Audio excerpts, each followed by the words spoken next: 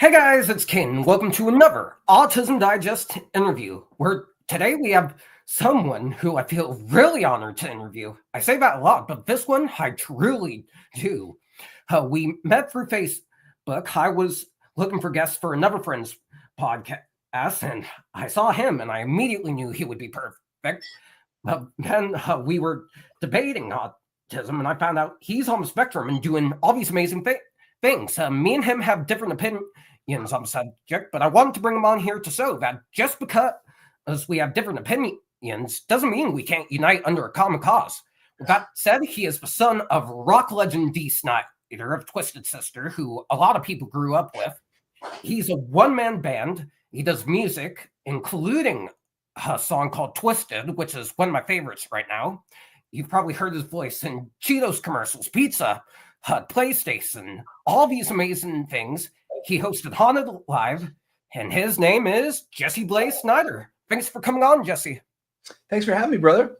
Appreciate it. Of course, I think a lot of people know who the Snider family is. You guys are rock royalty, practically. But for the select few that might not know, most likely the younger generation, what's your story in your own words? Well, my father is Dee Snider, who's the singer from Twisted Sister. You know, they do We're Not Gonna Take It and I Want to Rock. I grew up with him on the radio, and, my dad's really multifaceted. He's a writer, very, very talented guy.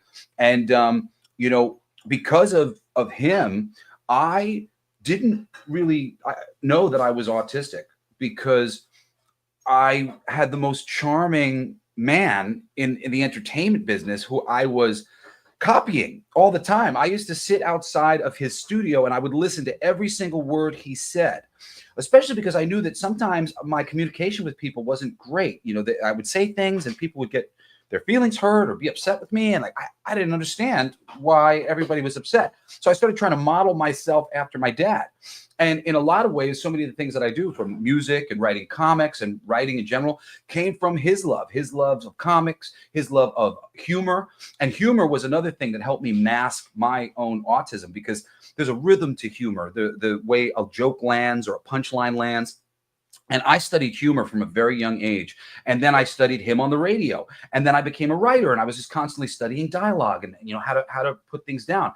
So, but in doing so, it's a lot of masking. It's a lot of energy. Like when I would go out into the world and deal with people, I would come home exhausted, because the amount of work that it took to match the humans and be like them and try to communicate with them the right way. I would come home. I had been putting on an act all day long, trying to behave like them. And to a certain degree, I still do that to this day, except like somewhere along the way, like my act and me kind of crossed into the same path. So now I would say that I am the person that I've always wanted to, kind of be. But it took a lot of work, a lot of effort on my part to cross that threshold. But because of, being ADHD and autistic and, very high functioning, I remember every melody, every lyric. Like I can remember things like crazy. I'm a comic book fan, and I can name every roster of the Avengers for ages, and the X-Men. And, I used to collect action figures, and I still do. And, and putting together different teams and different configurations and thinking about how this affects this person and this affects this person. Being an empathetic person in an unempathetic world is really difficult. But because of my father's entertainment background and him being somebody who was so in front of the camera all the time, I learned how to be that person too. And this really just helped me to mask, I think, better than most people are able to mask. But I really, when I talk to, fellow autistic people, I always tell them, just study great speakers, because we can overcome the limitations of our communication ability through listening to really great people speak and communicate. And another way that I did that from a really young age was with quote books. Love quote books. A quote is just like a great idea boiled down to just a few words. And oh man, a great quote can just, give you the world in the palm of your hands. And, and being somebody who can speak in really meaningful quotes too is an important thing. But of course, being really deep in a world that isn't very deep can sometimes bite you in the butt and be a little bit of a frustration to the people who aren't ready to be quite so empathetic. They aren't ready to be quite so community minded and considerate. And of course, sometimes they think that we're inconsiderate because we're not so ego-minded as to be sort of like bothered by facts. You know, sometimes you give people like a factual like piece of information and they're like, "Marr!" You're like, why are you mad about that? That's just like information. But people are interesting. You know, I feel like we're basically different, like different species, autistic community and the regular human community. And that's why sometimes they don't get us. So I spent a lot of my life being misunderstood. And it hasn't really been until I have fully embraced myself, fully embraced my autistic nature, my super loving nature. You know, I was always like holding back, like to not make people uncomfortable and stuff. But I love everybody. So I just tell everybody I love them now. I just go around saying Care Bear stare and, you know, being as sweet and kind as I possibly can, even though I know some people are like, they don't know what to make of me being so loving and so caring and kind and saying, no, I genuinely care about you and we just met, you know, but that's who I am. And that's who I prefer to be. Yeah, that's amazing. I'm the same way. I spent so long not knowing how to embrace who I was, trying to connect with people who I don't understand. And I don't still, humans are complex, neurodivergent or not, but I'm learning more about myself every day, honestly. My next question for you, and you touched on this a little bit, how do you think autism has helped you in your creative process, whether that be through music, through comic books, or through television hosting? Oh, well, I mean, it's helped me so much. Like I said, you know, my memory is my dad has always been like so baffled by the things that I can remember. And it was funny. That was one of the things I had found some really high functioning autistic guy who was making videos like a decade and a half ago to help people like me going, if you've ever felt this, if you've ever felt that, like you might be on the spectrum. And I went, oh my God, this guy's right. He's nailing it. All of these things, I experience all of this stuff. And the memory thing is great. You know, I have two cousins who are on the spectrum and friends who are on the spectrum. And, you know, they will roll out every baseball stat of all time, you know, or every wrestling stat. You know, it tends to be where we put our focus. And for me, a place where I had put my focus very early was on comedy. And comedy, really good comedy, is about music. Everything is, you know, it's musical. It's about, you know, taking a rest before you hit that punchline. It's about the emphasis being placed in the right spot. And learning and memorizing comedy, whether it was Monty Python and or Mel Brooks films or you know, anything that was great, Blues Brothers, stuff like that, anything that was sort of musical in its language, that really helped me to build the part of my brain that could memorize things and could memorize patterns, especially musical patterns.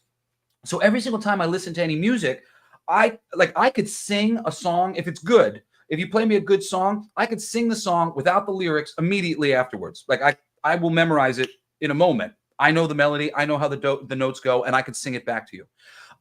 So that's been really helpful because basically, as I've gone through the world collecting hearing songs and reading stories or watching comedians, I'm studying. I'm just constantly downloading into my brain new patterns, you know, that I'm recognizing, and I'm adding it to my understanding of how patterns can be laid out. So for that, like, I mean, literally, if I write something, I won't forget how it goes. 90% of the time, I won't forget how the melody goes. I won't forget the lyrics. I still remember poems that I wrote when I was a little kid. Now gather round and shed a tear for the ones who couldn't stay, or for the ones who lived in fear. Can you see the pattern there? It's hard for me, and I'm right here. The answer's clear, but you don't care, because greed blinds all, and you need not concern yourself with their welfare. Danger's hard for you to spot, depending on the circumstance. It's hard when you're just what you're not. You do the same old song and dance, so you can finish last in line, and hope your brown nose does enhance your standings in your master's mind. I wrote that when I was 16 or 17, and I said it on a podium at a poetry reading. I still remember it to this day, and there's tons of poems that, like, I don't have any need to remember them, but I still remember them because I've got an autistic brain, and our brains just are sponges for information. And so at this level where I am now, I'm 42. You know, the songwriter that I have become is just insane. Like it's just, I'm so next level because I haven't been able to forget any of the good songs that I've learned along the way. And that is like just the greatest gift ever. And the other one that I'll say real quick too is just empathy.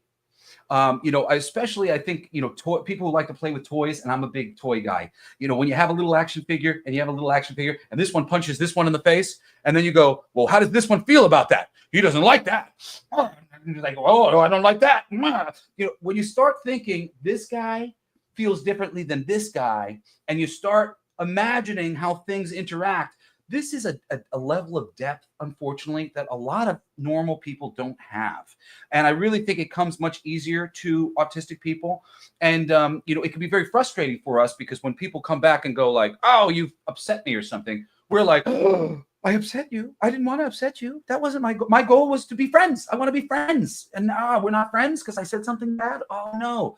You know, so being put into that situation where you're being told you're too much, you're too loud, you're too deep, or you're thinking about it not the right way. It forces you to understand everybody, really try to at least, and to put yourself in a lot of different positions to at least imagine, even though often it's hard to see ourselves thinking the way they think, because I'm just like, I don't think like that. But okay, I accept this. And now I'm moving on and I'm going to try to grow so that I don't have this experience next time, because the only experience that I want to have is I show up, I say, hey, how you doing? I love you. And you know that it's true. And then we go and we frolic in the woods and we have a nice time, and life is good. That's what I want, the world I want to live in. So I think really my, being autistic has just helped me to be deep in a wonderful way, and and be really meaningful when I speak, and impactful when I speak, because I've spent a long time thinking about everything very thoroughly, because it's really hard for me to turn my mind off. Wow, that's amazing. And you said you wrote that poem at 16 and you're 42 now. Have had some impressive. That's very impressive. I mean, literally, my only explanation is autism. I'm like, how do I remember that? Because I'm autistic. Yeah, I'm the same way with a lot of top 40 songs. I can memorize who the artist was, who the songwriter, what year it was produced, what awards it won. I'm the same way with my memory. My next question for you is, you hosted a lot of shows, did a lot of commercials, many for some of my personal favorite brands. Out of all the ones you did, have you had to choose which television endeavor was your favorite specifically? Oh, well, that's easy. And I'm still doing it right now. I am the voice, the narrator for Food Paradise. If you go to my my YouTube channel, which is Blacklight District Studios, I actually, like, the featured video is my favorite episode of the show, where I come out from behind the camera and I am on camera hosting at my favorite deli on Long Island, Seaport Deli. We had gotten a really big episode order, and I asked my producers who produced the show if they were willing to do an episode. If we did a deli episode or a sandwich episode, could you please do it on Seaport on Long Island? And not only did they do it, but they flew me out there to be on camera because there's a sandwich named after me. So, for that, just the fact that I was able to use Food Paradise, I've done 201 episodes as the narrator. If you ever see it, next on Food Paradise, we're eating burgers the size of your head. It's just a fun show that I really believe is as good as it is because of the wonderful chemistry between me as the voice and my producers, and the way they would edit the show, because they built it around my voice and my ability to be charming. And, I'm a good joke teller because I know that song, the way it's supposed to land, and, like, if anybody wants a little cheat on, like, a good joke versus bad joke. Okay. If you have a joke and it's bad, the more obvious you tell the joke as, like, I know this joke is bad, the better it will land, because you're admitting that, like, this is silly, and that it's silly. I know that it's silly. But if it's not silly, if it's a really good joke, just deliver it. Pretend like you don't know anything about it. I wasn't telling a joke. And it's that dichotomy between how obvious that you're telling a joke is and how not obvious. You make it obvious when the joke isn't very good. When the joke is good, don't make it obvious. That's all. That's the trick to telling some good jokes. So if you watch Food Paradise and you sit there laughing, realize it's because I'm working with the flow and I'm working with the audience. I'm not trying to convince the audience that a bad joke is a good joke. I'm telling them, I know this is a bad joke, but here you go. And they'll laugh because I'm being honest with them. And if it's a good joke, they'll laugh because it's a good joke. Sounds really good. And before we started recording, I was actually watching some of the sandwich episode to see way how they. And fun fact, I thought initially you said Subway for some reason, that it was a Subway or so. But as soon as you said Seaway, I was like, wow, I gotta check that out. My next question. That was an honor just for me, because I got to give. I want to give to this world all the art that I make. It's because, I make songs because I think there are things that need to be said that I want people to have. And, on Food Paradise, to actually be able to use my position on Food Paradise to give some promotion to my friends at Seaport and the place that I've loved and I've gone to for my whole life, it meant everything to me. So that's really cool. And I'm hoping that a new season of Food Paradise is going to be coming out pretty soon. But because I've done 201 episodes of that show. And like you said, Pizza Hut, I was the voice for years. And Kia Motors and GameStop. GameStop's a cool one because I used to work for a GameStop when I was a kid. So that was a cool one to do too. But I mean, I am one of the most famous voices in my generation, period. People have heard my voice thousands of times, and they didn't know it was me.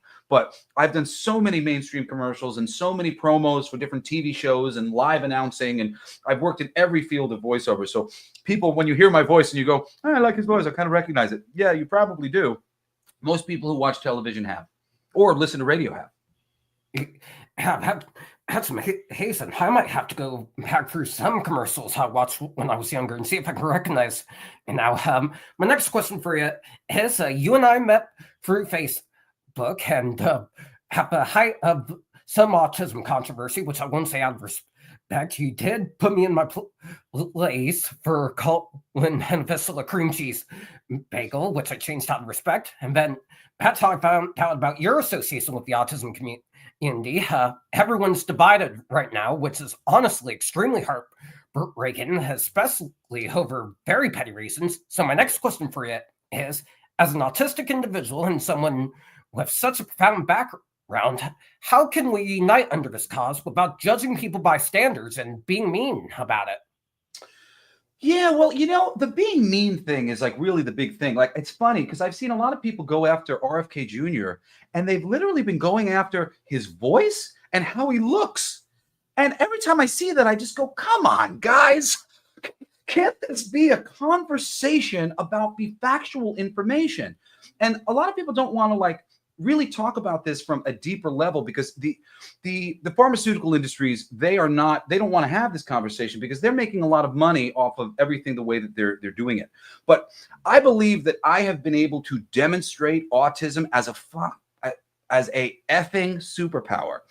And because of that, I think I'm the best person to make this argument and talk about this deeply because I was an agnostic skeptic my entire life. Bullcrap, BS by Penn and Teller. That was my favorite show. I had the Skeptics Dictionary.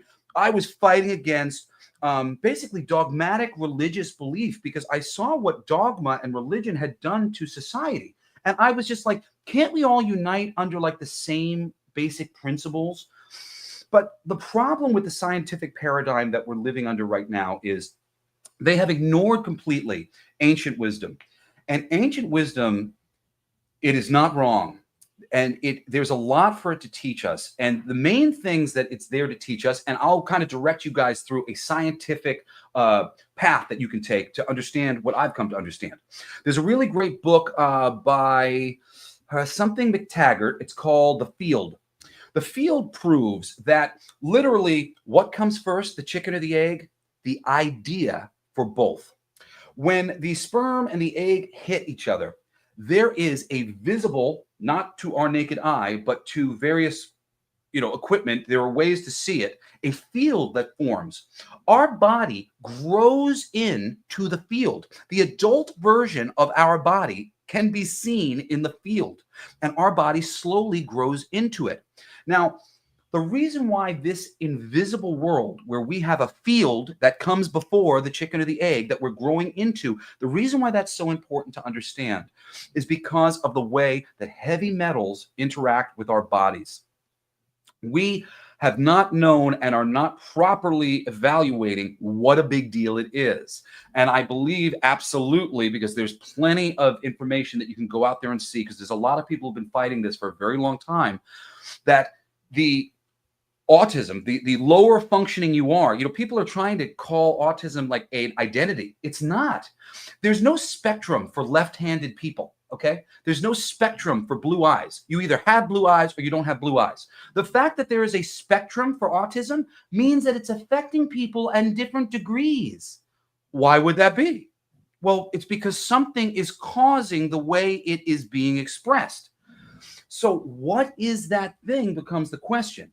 And if you look into esoteric understandings of energy and how important the invisible world is, what you'll see is that that field that we're growing into is highly affected and highly damaged by metal.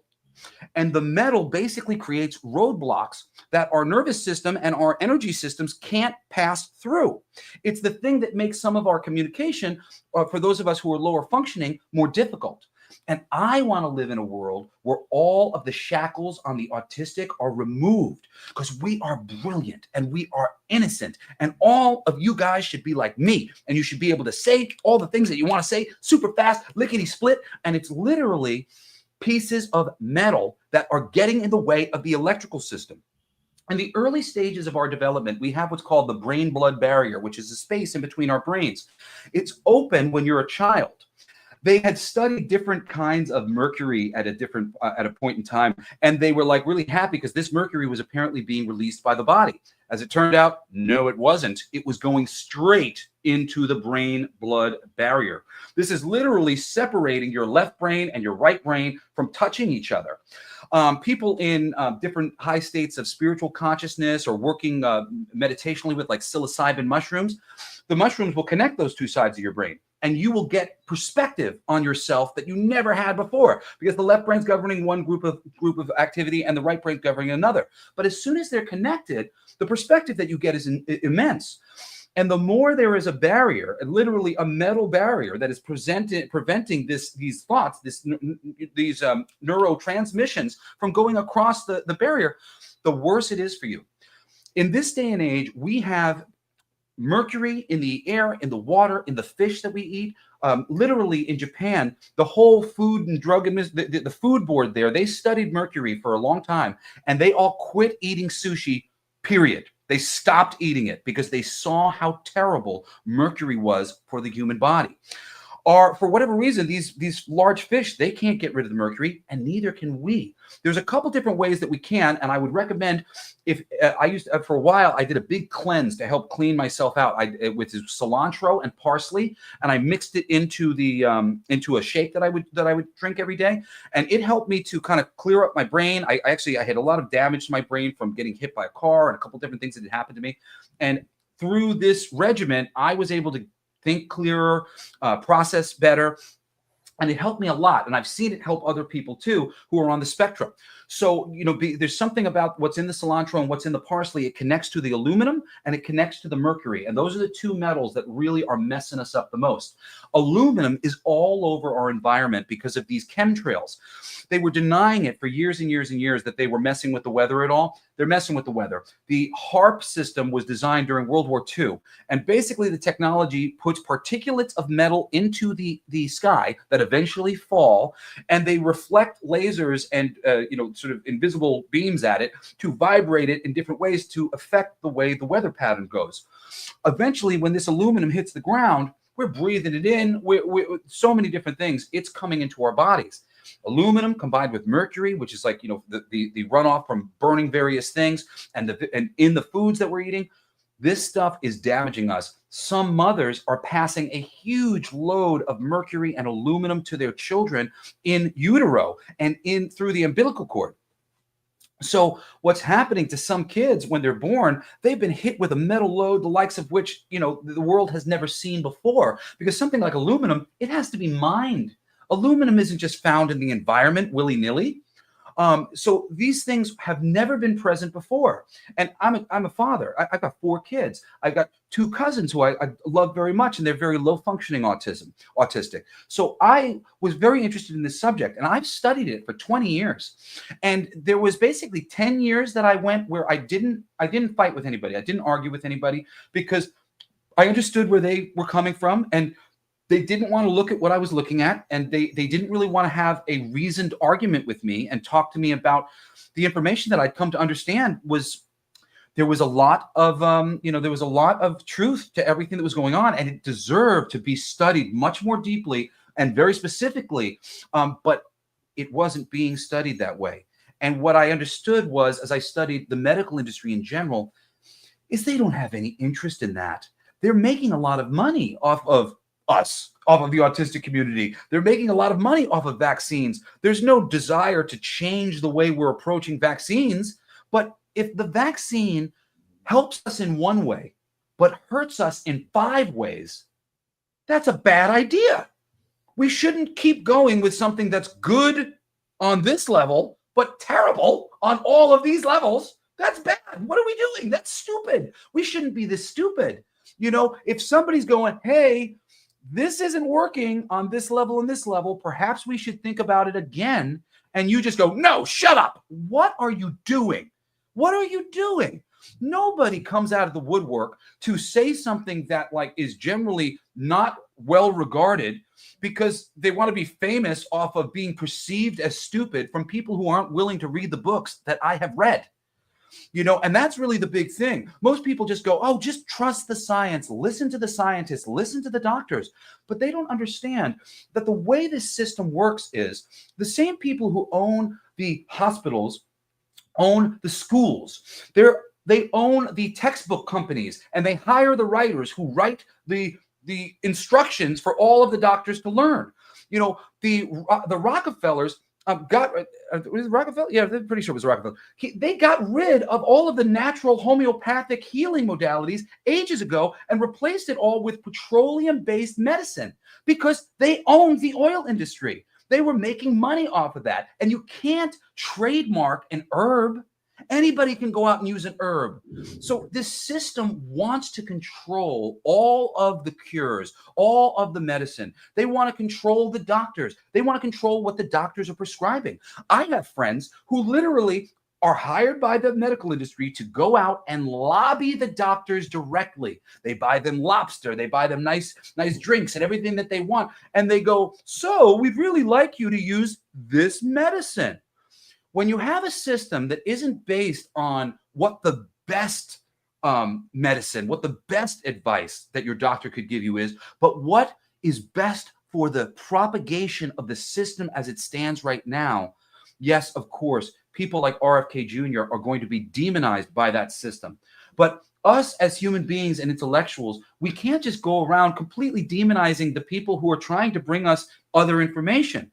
At the very least, if we want to argue against it and fight against it, that's okay. But we got to do it in a way that is meaningful and a way that actually gets to the bottom of what the truth is and what the better answer would be. If the better answer would be maybe we should go about vaccinating people in a different way, then let's get there. But we're never going to get there if people are posting memes of RFK Jr. as the thing or posting something about how annoying his voice is instead of listening to him speak.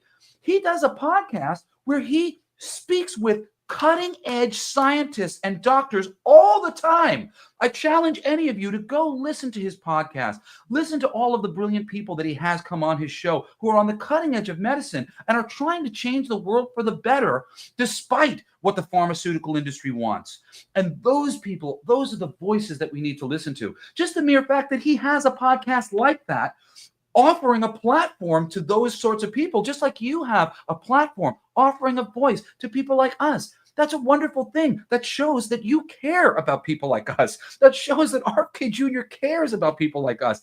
I do 2 podcasts. I don't do it for me. I know everything that I'm saying. I don't have to say it out loud for myself to hear it. I'm not trying to be famous. I'm trying to help people understand things that maybe they don't understand. Whether it's on my show, Everything They Don't Want You to Know, which is me talking about esoteric wisdom and things that people often call conspiracies that are not conspiracies. Maybe the final conclusion that has been come to is a conspiracy theory. But the facts that these people have dug up are meaningful facts, and they show that we're not getting the whole truth from the establishment. And I want us to get the whole truth. And when I talk about entertainment on Coolest Geek Alive, which is my entertainment show, I'm not pulling apart these things so that I can make fun of them and hurt the director's feelings and hurt the writer's feelings, but because I want people to understand the way myth is formed, the way good writing really happens, what it takes to entertain an audience and make them glad that they watched your movie, glad that they spent some time, and everybody's time is precious, giving it to you. And, for me, it's a better world where we can just listen to each other and come together. And can I just say to you, Caden, thank you so much. I've had a couple of really frustrating conversations with some people in the autistic community who have been weaponized by a lot of propaganda, and they're just not willing to talk. And they'll say things to me like, I'm an idiot or something. And I'm just like, oh my goodness, you sound like the humans. What happened that we're not willing to talk? But the establishment has taught us that we should just dismiss these things and that we're dangerous to talk about new ideas.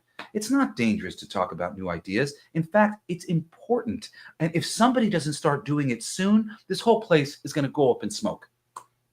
Yeah, exactly. And I'm happy to give you a platform. I really like the way you put that. Instead of slamming people down and trying to hurt their feelings, we should just be open. Let them speak their mind same way they let us speak their mind.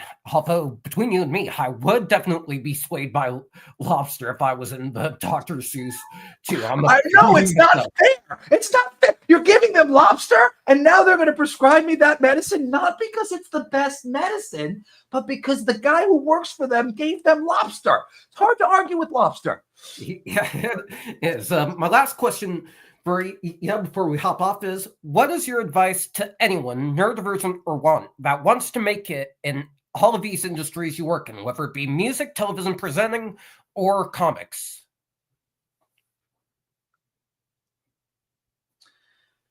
Do it yourself.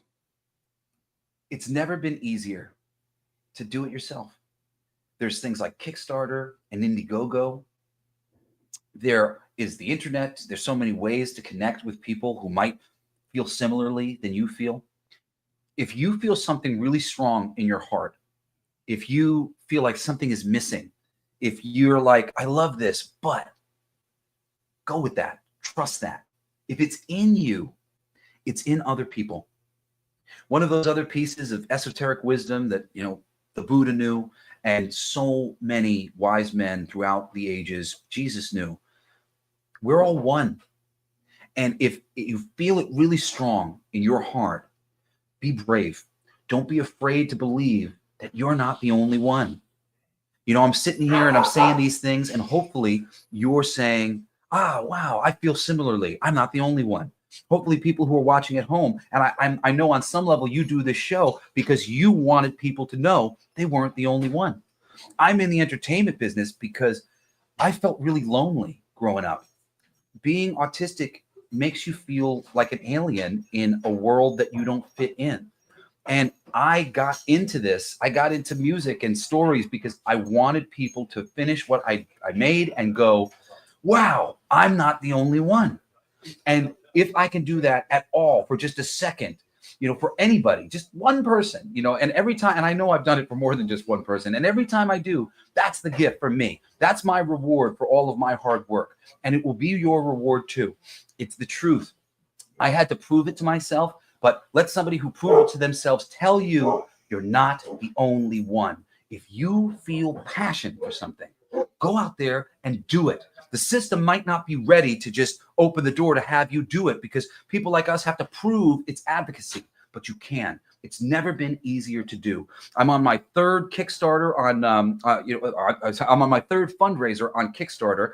I did 2 different comic books, and now we're doing a magazine, a quarterly magazine called Sugar and Bones. And with each one, we raised a little bit more money. The first one we raised like $6,000, and the second one we raised like $12,000. And now my friend he did one that was outside of my company, but he made almost $20,000, and we were helping him, to get people to go check out his book. And now this magazine that we're going to do, that's going to include him and include me and some of my other friends, I think this one's going to be through the roof. This is going to be the one that makes all the difference. But there's a buildup, and don't get discouraged. Just go out there, put in the time, put in the effort.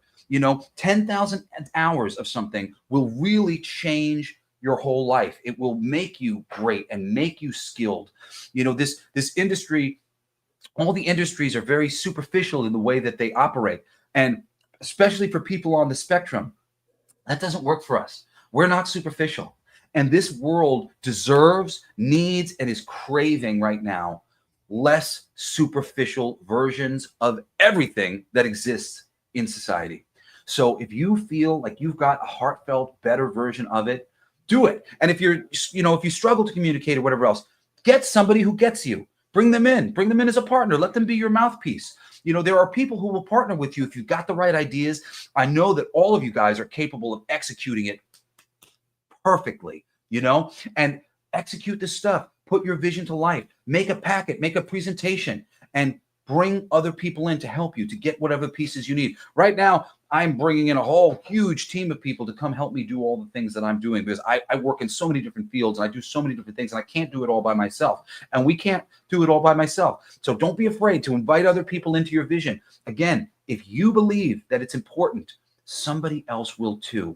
And I'm sure that the underlying intelligence of reality that exists on the other side in our field, that build the architecture that we're growing into every step of the day, I'm sure that intelligence will help you find your people, will help you find your community, and help you find the people that you need to sell to and connect all the dots that you need in this world to make it a better place. And I need you guys to do that, because I want this world to be a better place. I've got 4 kids, and I need the world to be a better place for them. So please stop hesitating, be brave, go do whatever in your heart, because I want to see it.